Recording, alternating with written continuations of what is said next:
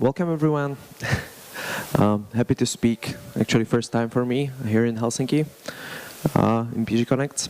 My name is Ivan. I'm from Salons and our spin-off project Backpanel. We're a bunch of game business analysts and game market hackers based in Sweden, Slovakia, and Czech Republic that help fast-growing game companies to get the most out of their data. We worked with a bunch of super interesting and important clients that are so awesome that they allow us to use the case studies and the data we help them to actually use for our presentations. So thanks to them as well.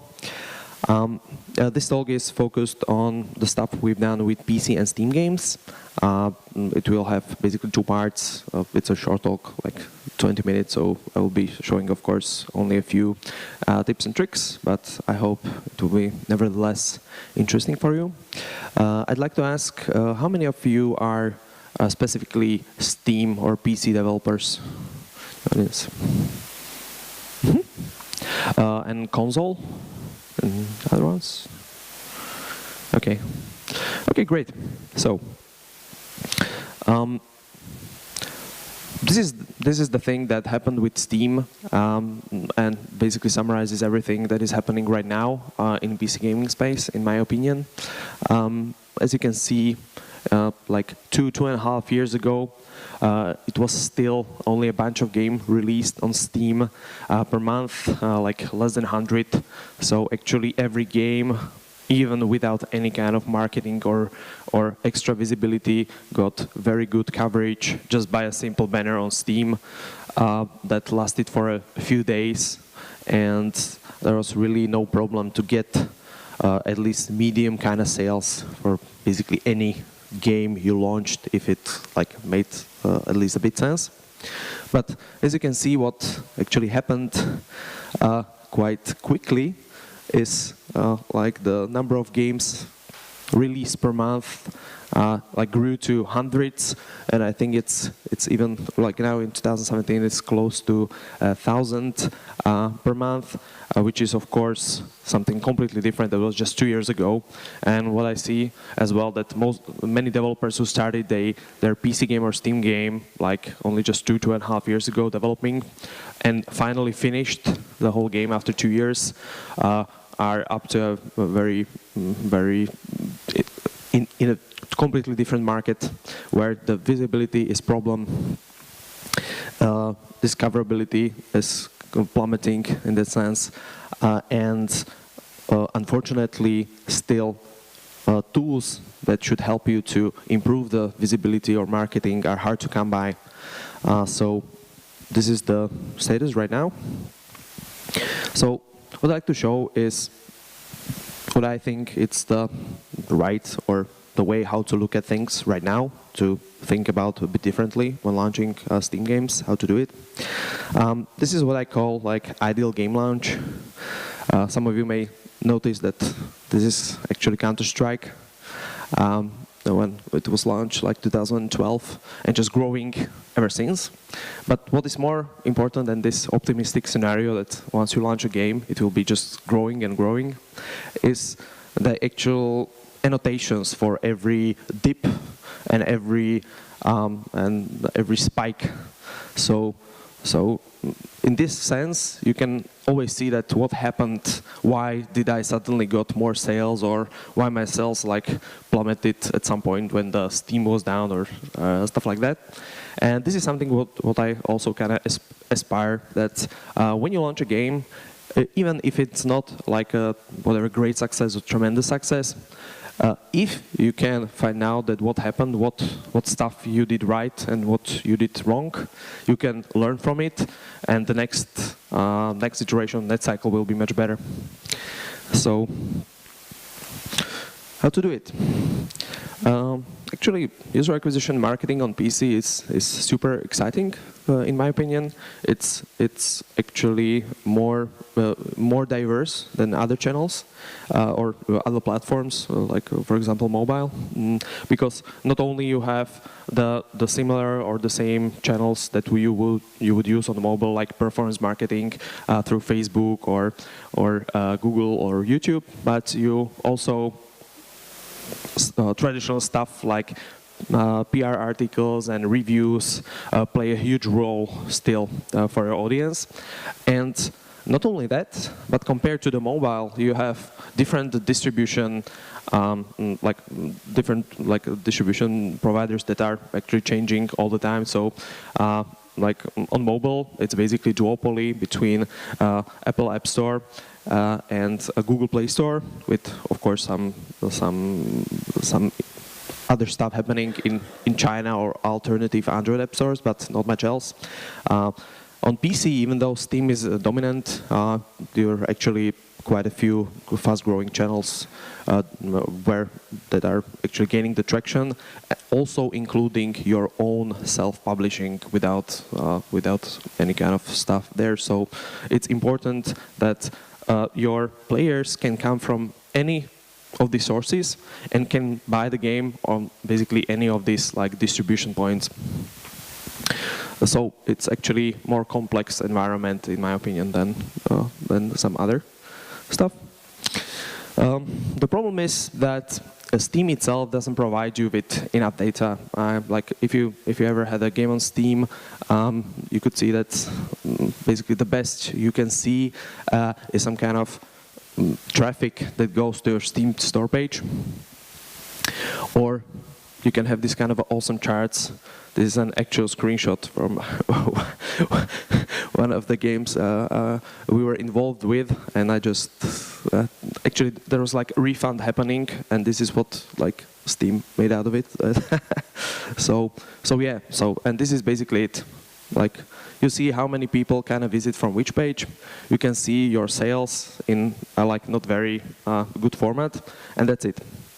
So the typical approach right now, if you want to track something what's happening, it's basically most of the time just kind of a two spreadsheets. One, when you will export the impression, clicks, and or views, or this kind of a soft metrics of the campaigns you've done, and of course some costs associated with it. And the second thing is just plain old sales with the distribution platforms like Steam or GOG there, and that's basically it. And what's problematic with this approach is there are disconnected, aggregated data that doesn't actually tell you what role individual campaign had on the sales, because you cannot distinguish from the organic traffic you got through the Steam itself compared to the actual marketing traffic. That's who are the people who bought the game because they just saw the banner that Steam gives you, and which of the people bought the game because they read a good review or I don't know, saw the video on YouTube. So you don't know what actually works and how if it's efficient for your game. So this is where this kind of a player journeys paradigm comes in, that you should not treat it as just, okay, this campaign costs this much, and I don't know, I sold this much, and I hope it's more. But actually look at how each individual players, what makes him to buy the game. So at the beginning, you need to create awareness. Then if a player likes it, he considers buying it, then he purchases it, and so on and so on. And the thing is that how to track this stuff. Like, as you know, the availability of tools is quite limited. So this is why we actually created Buff Panel, which is a service who tries to do exactly that. Tries to complete the player's journey or player's funnel by utilizing our technology, which basically works like a URL shortener. So instead of using your own links to link directly to the Steam or some other platform that doesn't provide you any kind of data, you will use a buff panel link, and also put a small SDK into the game itself. So when the game starts, it sends us the information that, okay, this game started, and we can look at our database that if the machine who started the game actually interacted with any kind of marketing activity before, and thus we can tell if it was or wasn't efficient. So, easy example, this is how your, for example, daily new users would look like now or without buff panel. This is what actually buff panel gives you, so you can see which of the news players came from which campaigns, and thus you can compute and find out that if the individual campaigns like made sense or not. I have just a couple of quick findings from the campaigns we done. Actually, most of the times what we find out with our clients is that, of course, it's hard to do effective marketing because most of the budget is basically getting wasted. And of course, there is no easy answer to that. Like, you need to find out what works for your game, and it's quite unique for you. We also find that, like, putting banners or renting banners on some page, or just on some pages, like it's used to, like, they have very little or none impact on the sales themselves. So I would be very cautious to do that. But we also find out that, like Facebook user acquisition, like the results can vary very much. Most of the time we saw that it didn't have any kind of significant impact on sales, but it is connected with this problem, actually, that if you do a Facebook campaigns and are not careful with the targeting, you may target people that do not have Steam or do not prefer Steam as a channel to buy the game. So if you send them to the Steam landing page, they will have, like, most of the time, 0 conversion rate, because, as you know, the Steam page itself, it's quite bad for new players. So yeah, be careful with that, and try to target on Facebook just people who either like Steam or have some kind of engagement on space. You can do it, and you will see much better results if you measure it.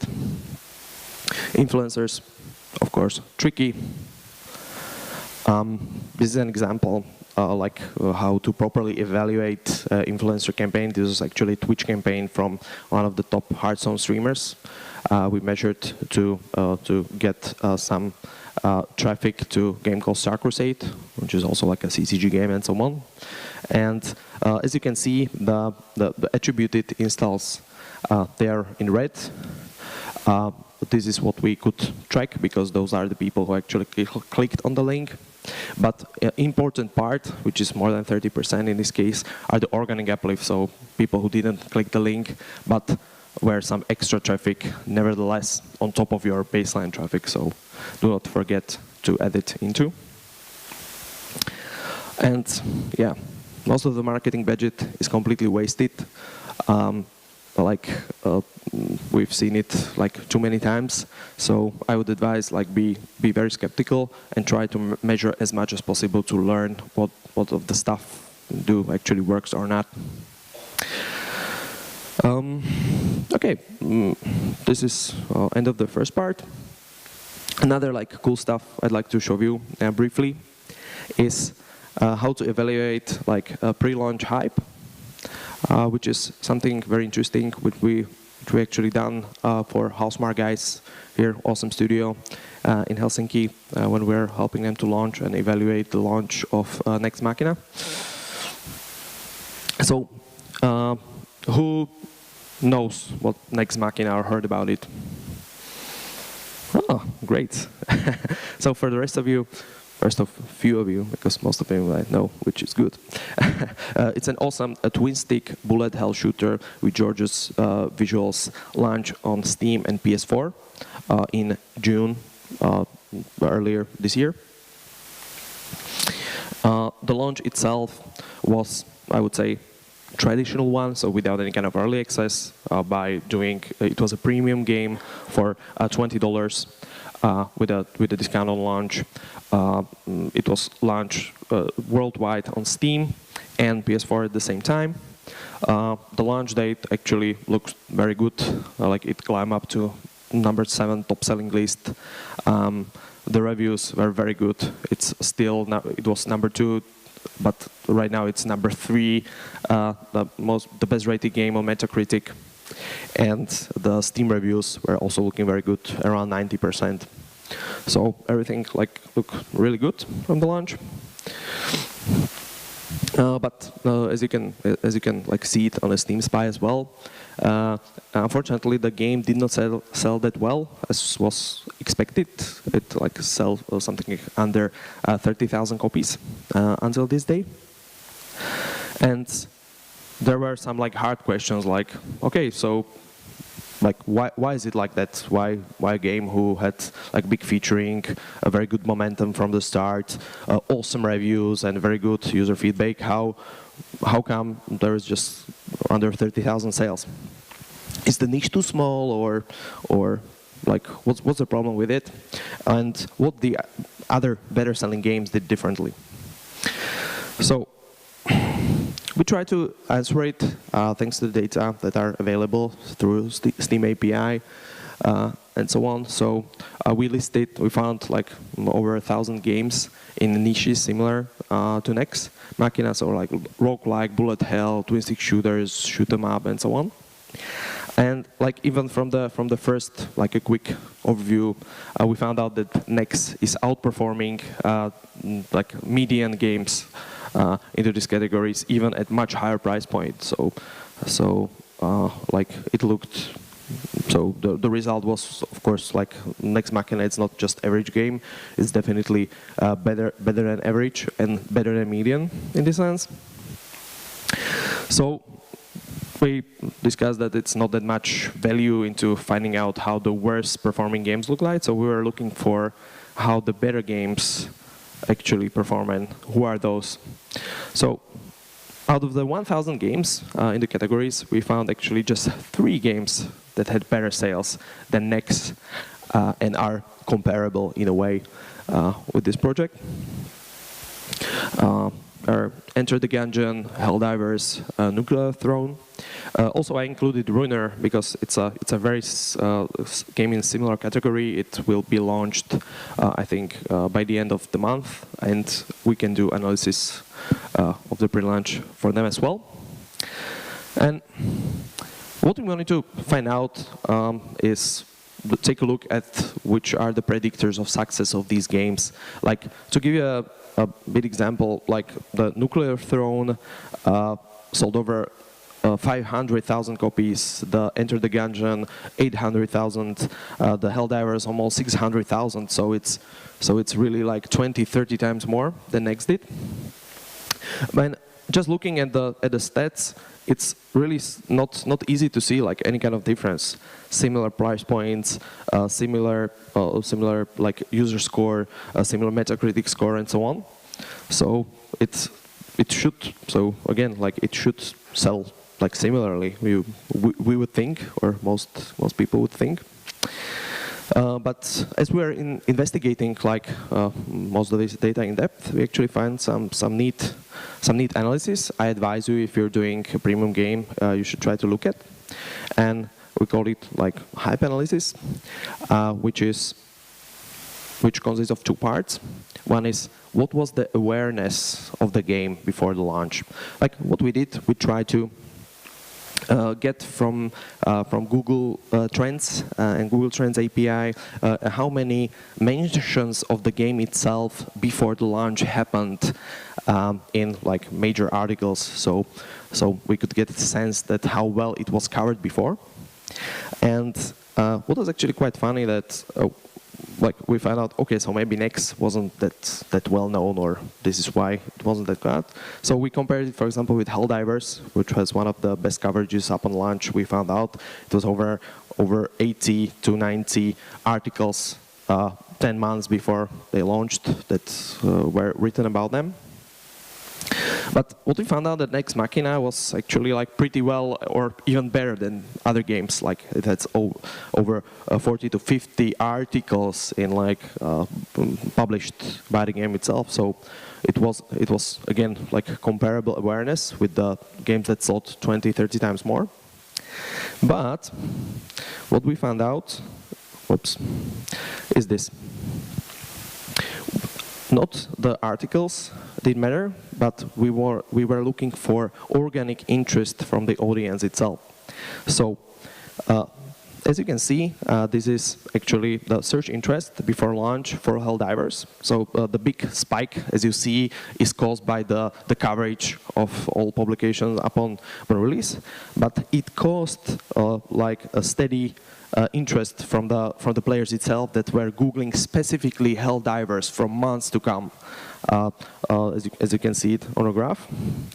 And unfortunately, what we found out with Nex, almost no one was interested, even after the big announce into the game itself, until it was launched. And if you like compare it like side by side, you can see that even like traditional way that okay, we announce the game, we make excited most of the magazines to write about us, but if you do not spark an organic interest from the audience because of whatever reason, we find it that you will have a hard time launching with and have a sustainable launch like with over 100,000 copies sold in this niche. So I advise you to look at it in this way, and also some kind of evaluate your PR and marketing efforts for premium game. We think it's very not that hard to do and quite insightful, that if you really were able to make your players excited and anxious to the game launch itself. Thank you.